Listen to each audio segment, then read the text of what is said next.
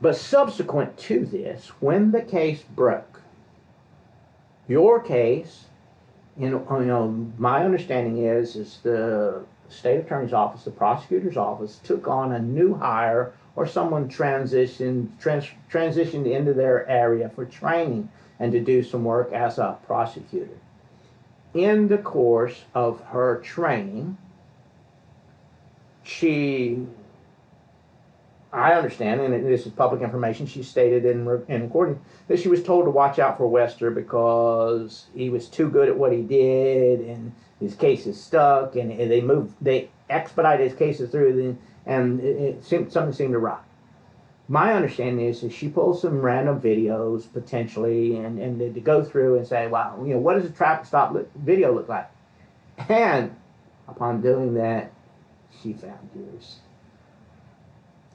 That's the hand of God right there. And at that time, But your case was over. You were. I was 7 months into jumping through all their hoops. You were wrapped up. They own chemical addiction and recovery effort, peeing in a cup, et cetera, every month. 7 months. 7 months, which is probably not much compared to what some had been through. But some did go through a lot. But the thing is, so by now, your local reputation, people were aware, pointing fingers. But potentially family has ostracized you. Yeah, here's the thing that people don't think about this, and I want to get into. Some people, you get fake friends. You get fake friends that show up going, hey, and you lose good friends, or part-time friends, and various things. So all of a sudden, this affects your ability to work, move about the community, get assistance.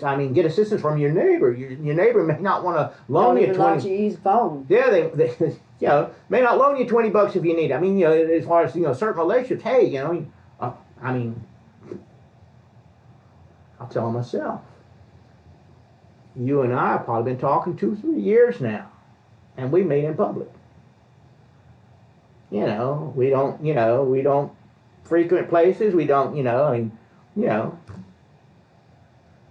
because it can't appear to the criminal operatives of the other side that there's some illicit something going on, because they will frame you. You know that.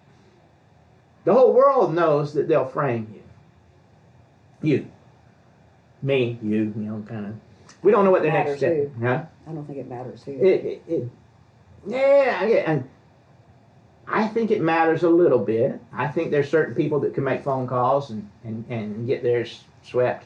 I think there's a lot of favors being done. I think this is an extortion and coercion scheme, applying undue pressure to indigents and people that are unable to take care of their situation. And then they move them down. It's cattle drive. They're managing people like livestock. The thing is, it upsets me really. But they're changing the trajectory. At 19, probably at 19 years old, I think every 19-year-old kid's probably done something. They'd probably not have it come to the light of day. But they're at a fork in the road of the developed nature of their life. And they can go left or right at the fork in the road. And this takes that choice away from them. Some of these folks can't get into the military. They can't do. There's options that they had available to them that are no longer available to them once they get a felony arrest. I say, as old as I am, my life doesn't matter. But it does. In the day of the settlement, and I looked around the room, and I saw what the Sheriff's Risk Management Fund thinks that these kids' lives are worth, when I know that some of them were in prison. 8 were released from prison. Sheriff's Risk Fund's fucking crooked. It made me sick. That's the reason I walked out of that. Here's the thing. The Sheriff's Risk Fund knows that I was filing. I filed nearly 150 reports with the Florida Department of Law Enforcement on Roberts and the peripheral officers that were facilitating what he was doing, the targeting and everything. I filed reports to FDLE. FDLE briefed Steve Casey of the Sheriff's Risk Fund, on the reports I was filing, realizing the whole house of cards was about to come down, Sheriff's Risk Fund moved forward to close y'all's account out so that you couldn't speak again about the machine that's going through these processes. I'm not convinced that we know the full extent. I don't think we do. But watch this. We have reason to believe, by way of interviews and all, that Sheriff Roberts and people associated with him were stealing what some might call buy money. Grand theft of a magnitude people can't understand. What happens with the informants plowed into the system through these illicit encounters, they were able to get information about illicit drug dealing, and the narcotics officers working with Jackson County were more involved with intercepting buy money, because if you rob a drug dealer who's got duffel bags full of cash, who's he going to turn to and say that his money was stolen? Now, these officers that were stealing drug dealer buy money and providing it to the sheriff and his associates, they were then the next day potentially doing traffic duty. They would hit a drug dealer at night, steal their money, from what I've understood. The next day, the officer's driving a cruiser. And he said, well, the sheriff got 3 duffel bags of cash last night. Maybe I can get some money out of Teresa's wallet today. So the officers involved in the massive illicit gain of the sheriff and his cohorts were then doing small petty crimes on the side, because that's the way they did business. There was one lady that told me that the sheriff himself called her and said, my boys are on their way over around about midnight, 1 o'clock in the morning. They're on their way over. Open the door and let them in. She goes to the door in a t-shirt. She was in bed. She goes to the door in a t-shirt, and they're there waiting for the door to be unlocked. She unlocks the door. They come in. They handle duffel bags out of the house. And my understanding is many of them, potentially each of them, inspected her and her t-shirt and what was under her t-shirt for weapons. They removed duffel bags of cash and went away. So the next question I'm asking, duffel bags, what was the duffel bag? And apparently she had some live-in love, a boyfriend, some type of connection to some guy. And he was, to my recollection, she said he was involved in some type of business she wasn't fully aware of. You know, she lived a pretty good lifestyle, so she didn't ask questions. You know, it's anticipated that was one of the many buy money robberies. She was ultimately picked up on a westr scheme later, because my understanding is that they stop these certain people routinely, and they stop a guy and they take the cash off of him. How much cash you got? $1,500. Boom. Who's he going to tell him to? No one's looking at the body cams for these officers who are fleecing the public. Welcome, my name is Ted Whitten. I clearly need your help in reaching others. Your civil liberties are in jeopardy. Others need to know. Tell them. Watch to the end and share with your friends as if your life and freedom depends on it, because it may. It was demonstrated in Florida criminal court that Deputy Zachary Westr of Jackson County Sheriff Department in Marianna, Florida, was found guilty at trial of planting drugs in the cars of citizens at numerous traffic stops. Westr used the unconstitutional technique of proactive patrolling to initiate a search following a stop for a fabricated cause in the Teresa Odom stop. The taillight, Westr claimed, was faulty worked fine. The cause for the stop did not properly exist. The escalation for the search was without reason. The corrupt officer used proactive patrolling techniques to unlawfully access the personal property to commit a crime. This unconstitutional police technique is often used to strip persons of their personal property rights and is often in violation of the U.S. Constitution, Fourth Amendment rights for search and seizure. Wester's violation of constitutional rights facilitated crimes by law enforcement and the judiciary that continue to unfold. I find reason to believe this racketeering scheme and cover-up extend all the way to and through the federal judiciary. The federal judiciary and court system is corrupt beyond measure, as you may soon see. The news media to this point has missed the biggest crime of all. Those who partner with Western have dodged responsibility, yet common sense would tell you there is no way he operated alone. In this series of open mic interviews, we reveal accomplices and accomplice angles to include judges, prosecutors, defenders, attorneys, and others involved in racketeering and protection racket crimes.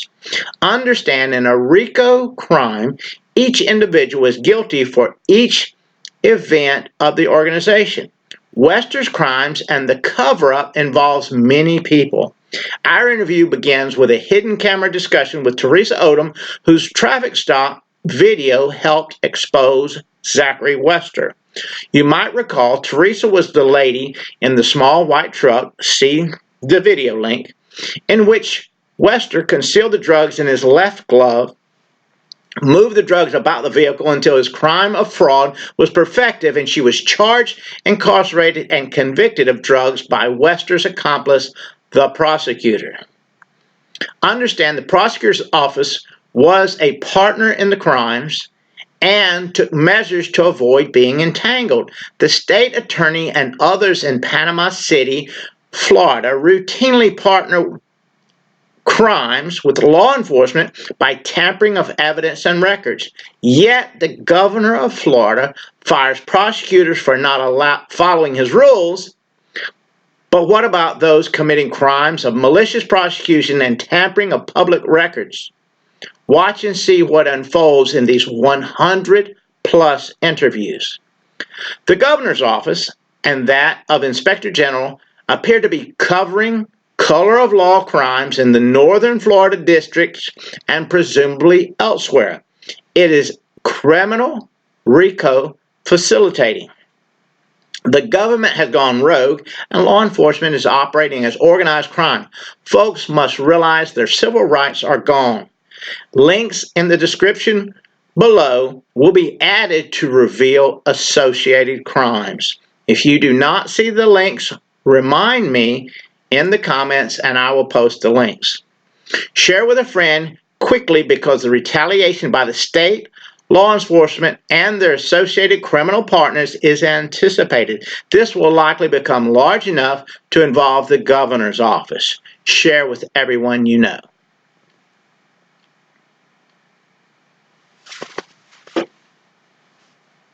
Folks, we are taking great risk here to bring you some rather colorful deceptions from the hoax judicial process you depend on for your civil rights. We need some real-life superheroes to share this presentation at a high level with deep commitment. We want you to be a part of the judicial revolution coming soon. Help us to help you. Share this with the brightest people you know.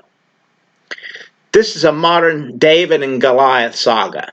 The uncircumcised Philistines will be exposed. The federal judiciary has been weaponized to oppose the nation they serve. Widespread fraud in judicial proceedings are being used to mask a host of judicial racketeering schemes, including schemes by sitting judges committing frauds to conceal motions to impeach the judge and court officers for corruption and offenses, frauds to suppress material evidence recur often. The lawyers of this nation operating in failure mode are undermining the destruction of this nation. Look at Congress and the Senate, full of lawyers doing what exactly? Attorneys in this country will not risk their career to expose the ongoing repetitive fraud and criminal racketeering by judges and the judiciary. My law career as an attorney, in fact, appears nearing its end. It appears I have nothing to lose. All forms of collaboration opportunities on this project will be entertained. Subscribe and share this video to receive notice and access to the uncut versions as they come available. We have many opportunities to partner and win. Thank you for your patience and participation in advance. There is something for everyone here. Pray for our success. Feel free to create short TikTok loops from this video and share with the world. Post your TikTok loop below below the original video for extra traffic and subscribe to receive a special access offer. TikTok loopers, do loops with my Crooked Bastards excerpts and receive an autographed copy of my book, The Answer to Cancer, A Simple Solution for the Western Condition.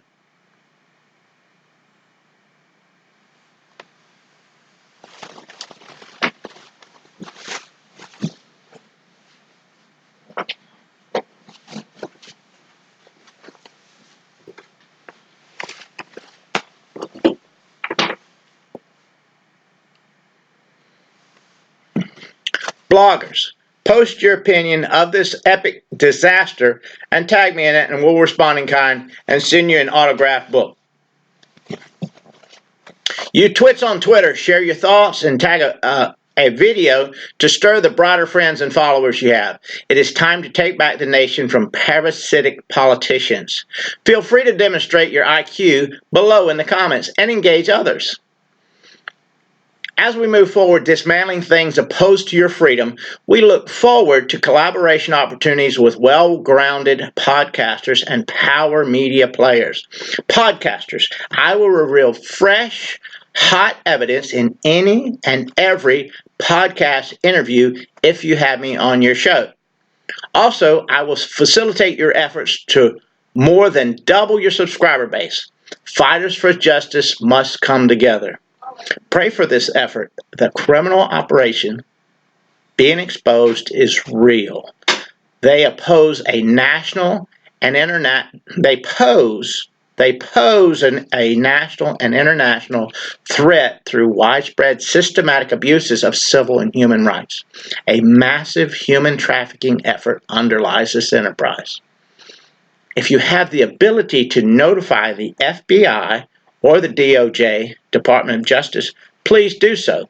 There's a massive cover-up at the Florida governor's office, it seems.